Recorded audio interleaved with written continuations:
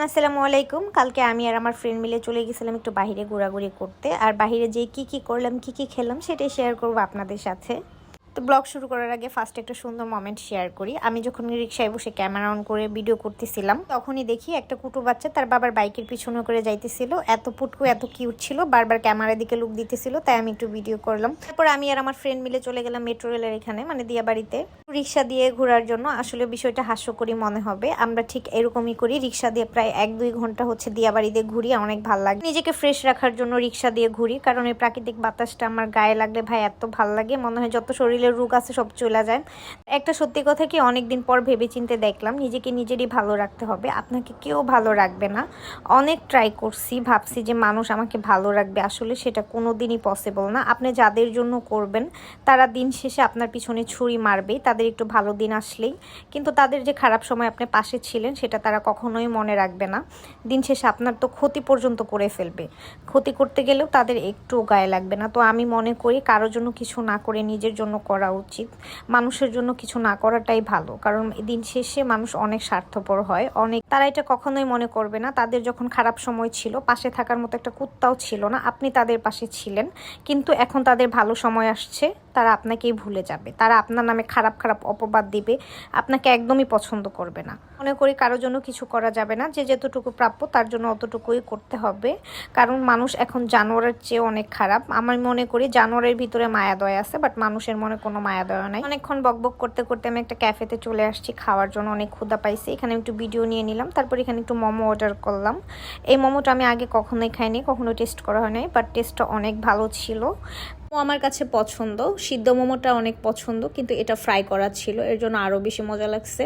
কিন্তু কথা হচ্ছে আমি ফ্রাই করা জিনিস খুবই কম খাই, তেল জাতীয় খাবার আমি একটু খাইতে পারি না, ইগনোর করি, যেহেতু আমার গ্যাসের প্রবলেম। তারপর এটা খাইছে, অনেক মজা ছিল। তারপর আমি একটা মিল্কশেক অর্ডার করে নিছি, ভাই এই শেকটাও অনেক মজা ছিল। এটা ছিল চকলেট ফ্লেভার, আমার ফ্রেন্ড এটা অর্ডার করছে, বলছে এটা নাকি অনেক মজা। তারপর আমি ভাবলাম অর্ডার করি, আসলে সত্যি অনেক টেস্ট ছিল। কিন্তু ইদানিং আমার মুখের রুচি একদমই চলে গেছে, আগে অনেক খাইতে পারতাম, এখন খাইতে পারি না। অল্প কিছু খাওয়ার পর পেট ভরে যায়। এই শেকটা খাওয়ার পর আমার পেট ভরে গেছে, মানে আমি হাফ খাইছি, তারপর আর খাইতে ইচ্ছে করতেছে না। তারপর অনেক কষ্টে খাইছি, মনে মনে ভাবতেছি টাকা দিয়ে কিনছি ভাই, কেন নষ্ট করব। আমি এদিকে একটু ভিডিও করতেছিলাম আর খাওয়া শেষ করতেছিলাম, আর আমার ফ্রেন্ড এদিকে মিট বক্স অর্ডার করছে, ও আমাকে বারবার বলতেছে একটু টেস্ট কর। ভাই আমি এগুলাই খাইতে পারি না, আর মিট বক্স খাইলে আমার পেটে এমনিতেই ভরে যায়। তো ওই খাইতেছিল, আমি একটু ভিডিও নিতেছিলাম, তো ও আমাকে বারবার বলতেছিল একটু খাইয়ে দেখ। আমি বলছি না ভাই তুই খা। তারপর আমি এখানে একটা স্যুপ অর্ডার করছি, থাই স্যুপ। স্যুপ আমার অনেক পছন্দ, স্যুপ খাওয়ার পর মনে হয় আমার শরীরে একটা এনার্জি আর ফিল আসে। সত্যি বলতে এই স্যুপটার টেস্ট এত মজা ছিল। এটা ছিল থাই স্যুপ, এখানে হচ্ছে সি ফুড ছিল, চিকেন, মাশরুম আর হচ্ছে চিকেন। মাঝে মাঝে দেখবেন ভালো ভালো রেস্টুরেন্টের খাবার এত মজা না, কিন্তু ছোট ছোট ফুডকোর্টের খাবারগুলো অনেক মজা হয়। আর সব থেকে মজার বিষয় হচ্ছে আমি অনেক ঝাল লাভার, আমি এখানে একটু এক্সট্রা ঝাল নিতেছিলাম। স্যুপের ঝাল ছিল অনেকটাই, আমি আগে থেকে বলে দিছি যে স্যুপে একটু ঝাল দিবেন। তারপর আমার কাছে মনে হচ্ছিল আরেকটু ঝাল হইলে অনেক মজা লাগতো, যেহেতু এটা হচ্ছে সি ফুড টাইপের খাবার। তো তারপরে এখানে আমি একটু ঝাল নিলাম, ঝাল নেওয়ার পর ভাই এত টেস্টটা বেড়ে গেছে। মজার বিষয় হচ্ছে আমার মুখে অনেক মজা লাগতেছে, কিন্তু আমার পেটের অবস্থা খারাপ, পেটে একদম জ্বলে পড়ে খার। আমার ফ্রেন্ডকে আমি বারবার বলতেছি একটু টেস্ট করতে, ও বলতেছে না ভাই আমি মরিচ খাই না, তুই খা। তারপর এখানে খাওয়া দাওয়া শেষ করে আবার একটু দিয়াবাড়ির দিকে চলে গেলাম। এখন হচ্ছে আবার একটু রিক্সা দিয়ে ঘুরবো, এখন সন্ধ্যা লেগে গেছে প্রায়। এখানে একটা দুঃখের বিষয় হচ্ছে, রিক্সাওয়ালা মামাকে বলছিলাম বোটতলার এখানে নিয়ে যান, একটু হচ্ছে নৌকাতে উঠবো, একটু মজা করব, একটু প্রাকৃতিক বাতাস নিব, এরকম হচ্ছে বলছিলাম মামাকে। কিন্তু মামা ইচ্ছা করে আমাদেরকে পুরা ঘুরাইতেছিল, উনি বলতেছিল রাস্তা এদিকে এদিকে, এইভাবে অনেকক্ষণ ঘুরাইছে, প্রায় 1.5 ঘন্টার মতো, কারণ উনি এটা ইচ্ছা করে ঘুরাইছে। আমি জানি না মাঝে মাঝে কিছু রিক্সাওয়ালা মামারা এত কি বলবো ভাই, এত ব্রেনলেস হয়। যাই হোক, তারপর মামাকে বলতেছিলাম আর হাসতেছিলাম, মামা আজকে আমাদের আর যাওয়া হবে না, আপনি আমাদেরকে নামিয়ে দেন। তারপর আমরা হচ্ছে 12 নম্বর একটা রুফটপে আসলাম। ভাই এই রুফটপটা আমি ফার্স্ট টাইম আসছি, এখানে প্লেসটা এত ভালো ছিল, একদম নিরিবিলি। ভাই আমার একদম গ্যাদারিং পছন্দ না, আমি একটু শান্ত টাইপের মানুষ। সরি, আমি এত শান্ত মানুষ না, কিন্তু আমি শান্ত থাকতে পছন্দ করি, নিরিবিলি পরিবেশ।